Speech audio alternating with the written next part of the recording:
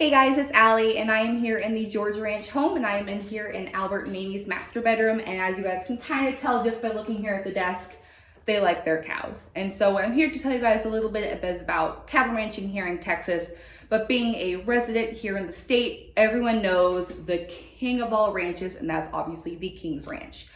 So the King's Ranch is the biggest cattle ranch here in the country. It's actually 825,000 acres of land. It's bigger than the state of Rhode Island. And so how the whole King Ranch started, Richard King would come to Texas in the 1840s. He was born in New York in 1824, and he wanted to start his own kind of ferry business with bringing merchandise up and down the Rio Grande. But it was in the 1850s that he and his partner Gideon Lewis would kind of take a rest, and they would set up a cattle camp on the banks of the Santa Gertrudis River. And he just fell so much in love with the property that the next year in 1853, he would purchase that land grant from the Mexican government, and they would receive about 15,000 acres of land. Now, unfortunately, the next year, Gideon Lewis would pass away, but Mr. King just kind of continued the whole ranching expo. So he would accumulate another 53,000 acres in that property, so ending up close to 70,000 acres by the beginning of the 1850s. So Richard King would marry his wife Henrietta, and they would have a few children together. When Mr. King would pass away in 1885, his daughter Alice would marry a man by the name of Robert Clayburgh, and he would be that next generation that would take care of the King's Ranch. Now, by this point in time, they were close to 100,000 acres because the ranch isn't just consisted of land just in that one area.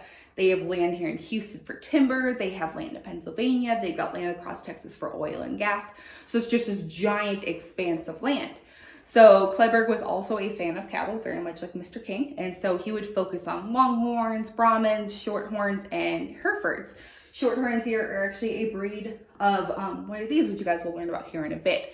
And so Mr. Clayburgh wanted to make the ultimate beef cow. That's kind of how Texas is known with the Brangus and the Longhorn and working with that. Now, the Santa Gertrudis was officially documented as a legit breed in the 1940s, and so that is a crossbreed between a Brahma and a Shorthorn. So at max weight, a Santa Gertrudis is about 22,000, so about 2,200 pounds of just pure beef. And that became the huge height of Texas with making that perfect cow. Now, like I said, over the course of time, the King's Ranch family would eventually own more and more and more land. And again, ending with that 825,000 acres of land, which is just truly astounding. But branching off of the Santa Gertrudis, coming forward to where we are today, we are in the George home. That's the home of Albert and Mamie George. And it's Mamie's husband, Albert, who would actually get really into the cattle business, kind of almost competing with the King's Ranch. So if you've been out here before, you kind of know the story here at the ranch about the Jones family coming in the 1820s. But if you jump a few generations later, you get to Mamie Davis. Now, Mamie was born in 1877. She would marry her husband, Albert George, in 1896. And Mamie's grandmother, Polly, was the one who had the land grant out here. So shortly after their marriage, they decided they would want to build a house and come back out here to the property where it all started. So that next year, Mr. George would have his first official herd of Brahman cattle, which is a fantastic breed from India that does very, very well with the Texas humidity and heat. And from there, he began working, again, almost in competition mode with the King's Ranch and making that perfect breed cow. Mr. George also had a deep love for shorthorn cows. He actually owned one of the biggest herds of shorthorn cattle here in the country. And going off of what the King's Ranch did, he decided that he wanted to make a better, improved Santa Gertrudis. So if you look at these beautiful little babies behind me, this is Mr. George's breed, and they are called a Brayhorn. So again, it's a crossbreed of a Brahmin and a Shorthorn, but the genetics are just a tad different. But these guys at full weight can be about 3,200 pounds, so 3,200 pounds of walking beef. That's a lot of beef. And so they also would become their own official breed in the 40s and would be that competitor with the King's Ranch. But it was after Mr. George's death in 1955 that the breed would eventually die away. There was no one left to take care of the breed that he had managed. But here again, with Texas, you get the whole kind of cattle thing here. With the Georges, they actually knew a very famous individual, and there is a photograph of him here, and that is Gene Autry. Now, if the name rings a bell to you, he is known as the singing cowboy. He is a fantastic country singer and actor who was very prominent in the 1940s and 50s. He was a Texas boy born and raised on a ranch.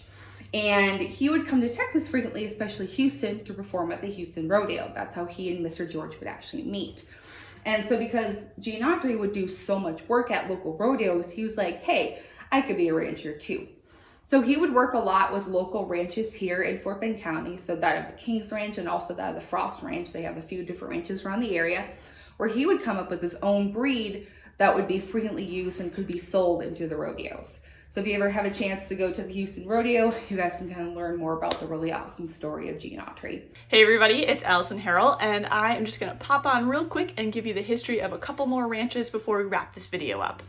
The first ranch I want to talk about is the XIT Ranch. This ranch is really interesting because of the unique way that it was started and sort of what happened with it. So in 1875, Texas had a real issue, and the issue was that the state capitol was in terrible shape, but they had absolutely no money to fix it or get a new one. So in 1875, they set aside 3 million acres of land in the Texas Panhandle, and they earmarked that land to be used to get a new capitol. Their original plan was to sell the land to raise the money to get the capitol, and it would work a normal way. But in 1881, that plan was put on the back burner when the state capitol at the time burned to the ground. So now they needed a new capitol now. They didn't have any time to sell the land, but they did have 3 million acres of earmarked land. So enter the Capital Syndicate. This group of people, mostly from Illinois, was created in order to take the land in exchange for building a new capitol.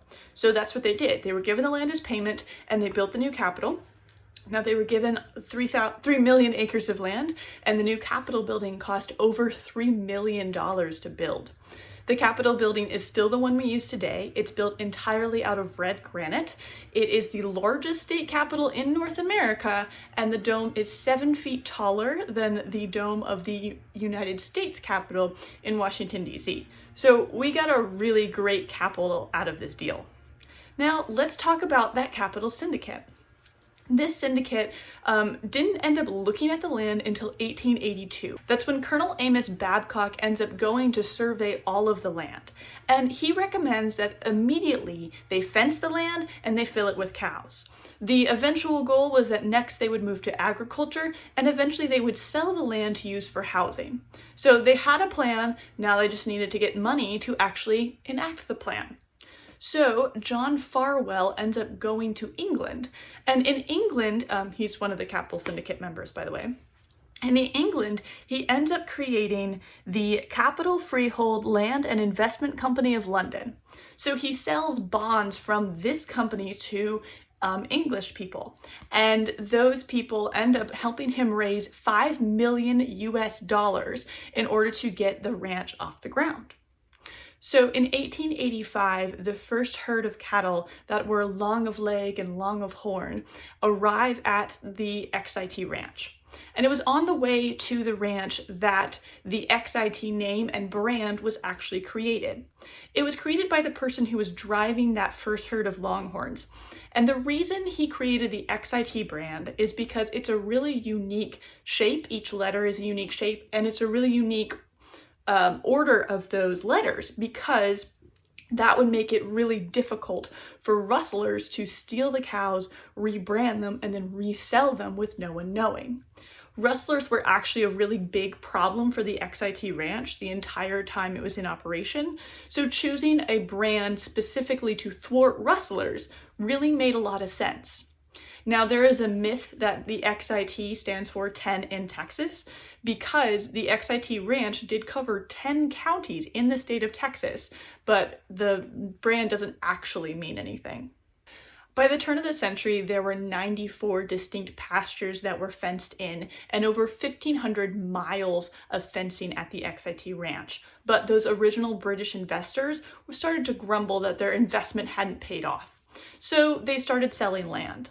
By 1909, nearly every single British investor had their bonds paid in full, and by 1916, the last of the XIT cows was sold, and by 1963, the last of the XIT land was sold. Now, the ranch does have a claim to fame because it was the largest fenced-in range in the world. So the XIT Ranch was really important, and it had a really important role, but a really unique story.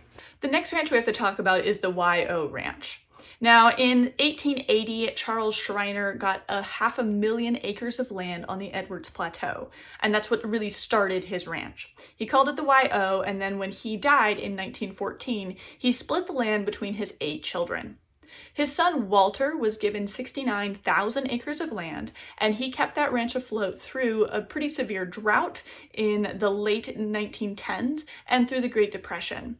When he died in 1933, his widow took over, and then his son took over in the 1950s. His son is the one we've talked about a number of times, Charles Schreiner III. He is the one that decided to bring the longhorn back from extinction. He created the YO Ranch herd, and he also created the Longhorn Cattle Breeders Association of America. So he was pretty instrumental in keeping the longhorn afloat, but it's also interesting to find out that he kind of diversified what his ranch was offering. So rather than just raising cows and selling cows to make money, the YO Ranch also started to offer hunting leases. So you could actually go to the ranch and hunt things like turkey and deer originally. And then Charles Schreiner III started importing some African game. So he had a variety of exotic animals that were living on the ranch that you could come and hunt. So the next ranch we have to talk about is the 4 Sixes. Now, the 4 Sixes brand is a pretty unique one, and it's one that when you look at, you understand why it's called the 4 Sixes, because there are 4 Sixes. Samuel Burke Burnett moved to Texas from Missouri with his parents when he was 10 years old. 9 years later, he went into business, and that's when he purchased his first 100 cows that had the 4 Sixes brand on them. Now, because he purchased these cows and they had this brand, he was now the owner of that brand, so that's the brand he kept operating under. In 1873, he drove 1,100 steer to Wichita, Kansas, but he didn't end up selling them until the next year. Because he waited, he ended up being able to make $10,000 of profit from these steers. So he was pretty successful. He later negotiated with Comanche chief Quanah Parker, the son of Cynthia Ann Parker, and worked out a deal where he could graze his cows on Comanche land. He had a really deep respect for the Native Americans, and he also passed down his love of the land and his respect for the Native Americans to his descendants. So he had a deal with the Native Americans that he could use their land, and it became an issue because a lot of these deals were being revoked by the national government, so he actually had to go to Washington, D.C. to ask the president at the time for an extension on his lease so that he could work out a different deal.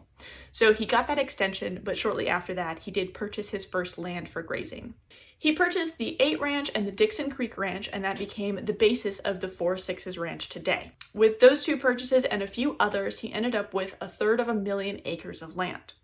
In 1917, he set out to build the finest ranch house in West Texas in Guthrie, Texas. It was an 11-bedroom house that was designed by a prestigious architecture firm out of Fort Worth, Texas, and he used it to its full extent. He entertained people like President Roosevelt and Will Rogers, along with many others. He died in 1922, and his estate was actually managed by a number of trustees for quite a while until his great-granddaughter, Anne Marion, took over in 1980. We have one last family to cover with our ranching video, and that is the Frost family from Fort Bend County. Now, you might be wondering why we're not talking about the Moore family today, but they're going to get their own video just about them and all the things they've done, so we're just going to skip over them today and just talk about the Frosts. In the 1940s, 3 different Frosts were all operating separate ranches in Fort Bend County that had one thing in common: the Brahman. This species of cow was brought to the United States in 1885 and became a favorite of the Fort Bend County ranchers in the 1940s.